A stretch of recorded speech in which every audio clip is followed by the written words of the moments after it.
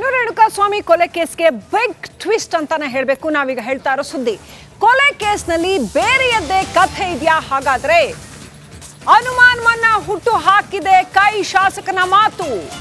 ಕೊಲೆ ಪ್ರಕರಣದಲ್ಲಿ ದರ್ಶನ್ ಪಾತ್ರ ಏನು ಗೊತ್ತಿಲ್ಲ, ಈ ಬಗ್ಗೆ ನ್ಯಾಯಾಲಯ ನೋಡ್ಕೊಳ್ಳುತ್ತೆ. ಆದರೆ ಮೇಲ್ನೋಟಕ್ಕೆ ಅದು ಬೇರೆದೇ ಇದೆ ಅಂತ ರಿಪಬ್ಲಿಕನ್ ನಡೆದ ಜೊತೆ ಶಾಸಕ ನರೇಂದ್ರ ಸ್ವಾಮಿ ಹೇಳಿಕೆ ಕೊಟ್ಟಿದ್ದಾರೆ. ಏನವರ ಮಾತಿನ ಅರ್ಥ? ಹಾಗಾದ್ರೆ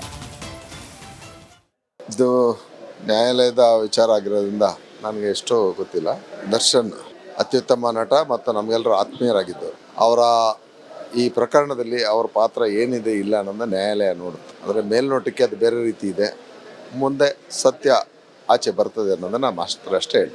ನ್ಯಾಯಾಲಯ ಯಾವಾಗಲೂ ನ್ಯಾಯದ ಪರವಾಗಿರ್ತದೆ.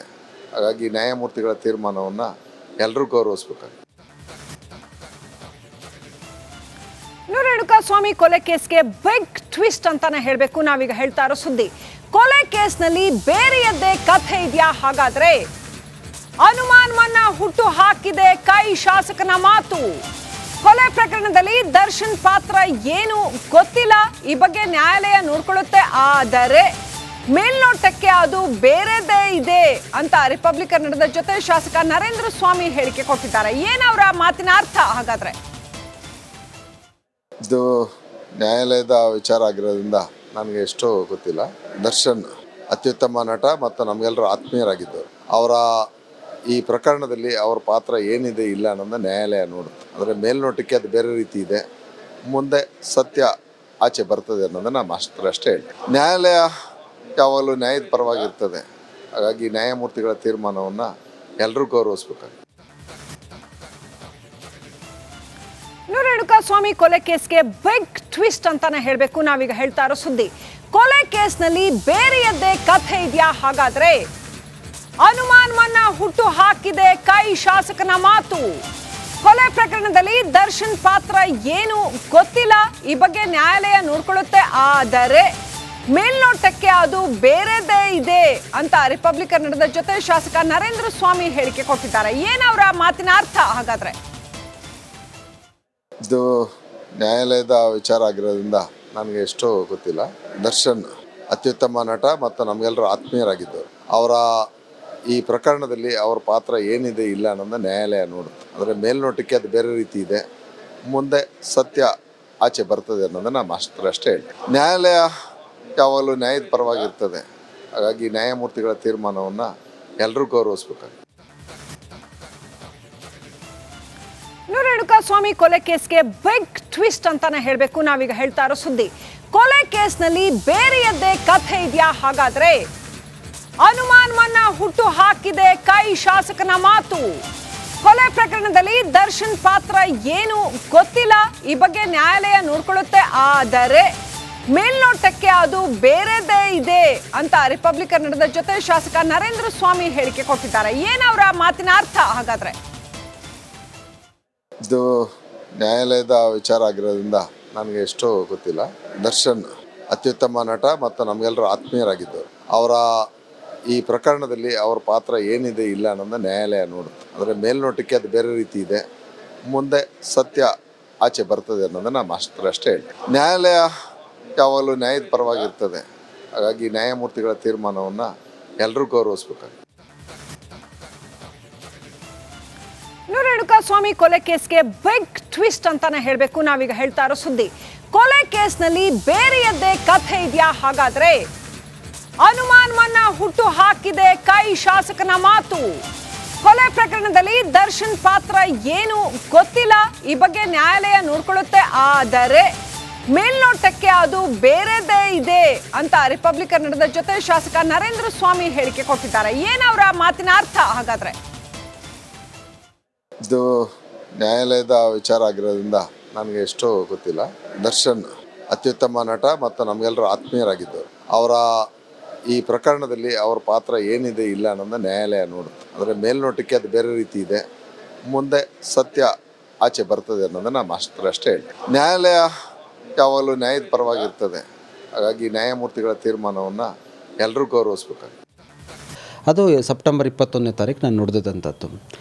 ಮತ್ತೊಂದು ಗುರೂಜಿ, ಯಾಕಂದರೆ ಈಗ ಜಾಮೀನು ಮನೆಯೂ ಮಂಜೂರಾಗಿದೆ, ಆದರೆ ಅವರು ಆರೋಪ ಮುಕ್ತರಾಗಿಲ್ಲ. ನಟ ದರ್ಶನ್ ಅವರು ಆರೋಪ ಮುಕ್ತರಾಗಿ ಈಚೆ ಬರ್ತಾರೆ ಅಂತ ತಾವು ಅನಿಸುತ್ತಾ?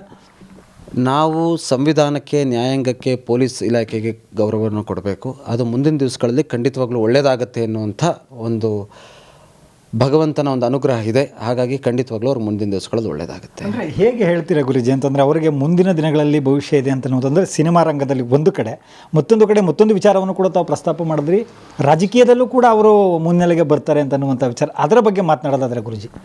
ಖಂಡಿತವಾಗ್ಲೂ ಮುಂದಿನ ದಿವಸಗಳಲ್ಲಿ ದರ್ಶನ್ ಅವರು ರಾಜಕೀಯಕ್ಕೆ ಬಂದೇ ಬರ್ತಾರೆ. ನಮ್ಮ ಕನ್ನಡ ಚಿತ್ರರಂಗಕ್ಕೆ ಒಂದು ದೊಡ್ಡ ಆಸ್ತಿ ಅವರು, ನಮ್ಮ ಕನ್ನಡಿಗರಿಗೆ ಒಂದು ಆಸ್ತಿ, ಅದರಲ್ಲೂ ನಮ್ಮ ಮೈಸೂರಿಗೆ ಅಂತಂದರೆ ಒಂದು ಹೆಮ್ಮೆಯ ಮಗ ಅವರು.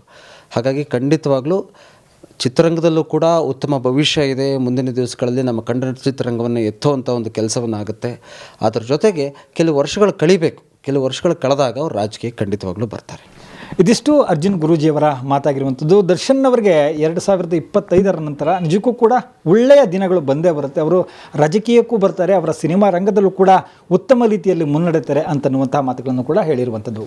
ಕ್ಯಾಮ್ರಾ ಪರ್ಸನ್ ಸಚಿನ್ ಜೊತೆ ಮಹಾದೇವಸ್ವಾಮಿ ಕುರುಣಗಾಲ, ರಿಪಬ್ಲಿಕ್ ಕನ್ನಡ, ಮೈಸೂರು. ಶಾಸಕರ ಕಚೇರಿ ಎದುರು ಟಮಟೆ ಚಳುವಳಿ. ಒಳ ಮೀಸಲಾತಿಗೆ ಆಗ್ರಹಿಸಿ ಮಾದಿಗ, ಸಮಗಾರ, ಮಚ್ಚಗಾರ ಹಾಗೂ ಡಕ್ಕಲಿಗ ಸಂಘಟನೆಗಳು ಚಳುವಳಿ ನಡೆಸಿದ್ರು. ಗುರುಮಿಠಕಲ್ ಶಾಸಕರ ಕಚೇರಿ ಎದುರು ಟಮಟೆ ಚಳುವಳಿ ನಡೆಸಿದ್ರು. Bureau report, republic Kannada. ನೋಡಿ, ಪಂಚಮಸಾಲಿ ಮೀಸಲಾತಿಯ ಬೆಂಕಿ ಇನ್ನೂ ಕೂಡ ತಣ್ಣಗಾಗಿಲ್ಲ. ಇದರ ಮಧ್ಯೆ ರಾಜ್ಯದಲ್ಲಿ ಮತ್ತೊಂದು ಮೀಸಲಾತಿಯ ಫೈಟ್ ಶುರುವಾಗಿದೆ. ತಮಟೆ ಹಿಡಿದ ಜನರು ರಸ್ತೆಗೆ ಇಳಿದಿದ್ದಾರೆ.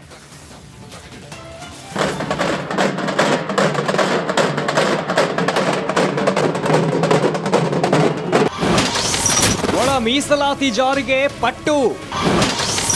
ರಾಜ್ಯದ ನಾನಾ ಕಡೆ ಟಮಟೆ ಪ್ರೊಟೆಸ್ಟ್. ಟಮಟೆ ಹಿಡಿದು ಪ್ರತಿಭಟನೆ ನಡೆಸುತ್ತಿರೋ ಇವರದ್ದೆಲ್ಲ ಒಂದೇ ಪಟ್ಟು. ಸರ್ಕಾರದ ವಿರುದ್ಧ ಸಿಟ್ಟು. ಮಾದಿಗ ಸಮುದಾಯಕ್ಕೆ ಒಳ ಮೀಸಲಾತಿ ಜಾರಿಗೊಳಿಸಬೇಕು ಅಂತ ಇಡೀ ಸಮುದಾಯ ರಸ್ತೆಗೆ ಇಳಿದಿದೆ. ವಿನಯ್ ಕುಲಕರ್ಣಿ ಮನೆ ಬಳಿ ಪ್ರೊಟೆಸ್ಟ್. ಒಳ ಮೀಸಲಾತಿ ಜಾರಿಗೆ ಆಗ್ರಹಿಸಿ ಶಾಸಕ ವಿನಯ್ ಕುಲಕರ್ಣಿ ಮನೆ ಎದುರು ಟಮಟೆ ಚಳುವಳಿ ನಡೆಸಲಾಯಿತು. ಧಾರವಾಡದ ಕಲ್ಯಾಣ ನಗರದಲ್ಲಿ ಮಾದಿಗ ಹಾಗೂ ಉಪಜಾತಿಗಳ ಸಂಘಟನೆ ಮುಖಂಡರಿಂದ ಪ್ರತಿಭಟನೆ ನಡೆಯಿತು.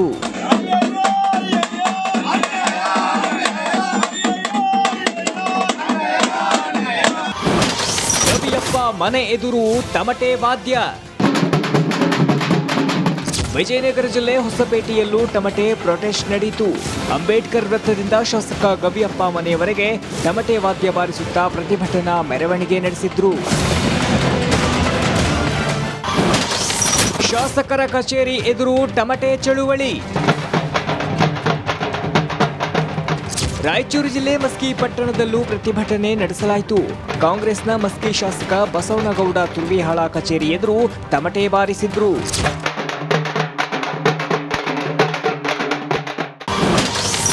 ಶಾಸಕರ ಕಚೇರಿ ಎದುರು ಟಮಟೆ ಚಳುವಳಿ.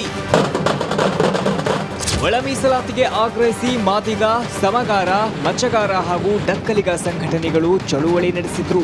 ಗುರುಮಿಠಕಲ್ ಶಾಸಕರ ಕಚೇರಿ ಎದುರು ಟಮಟೆ ಚಳುವಳಿ ನಡೆಸಿದ್ರು. Bureau report, republic Kannada.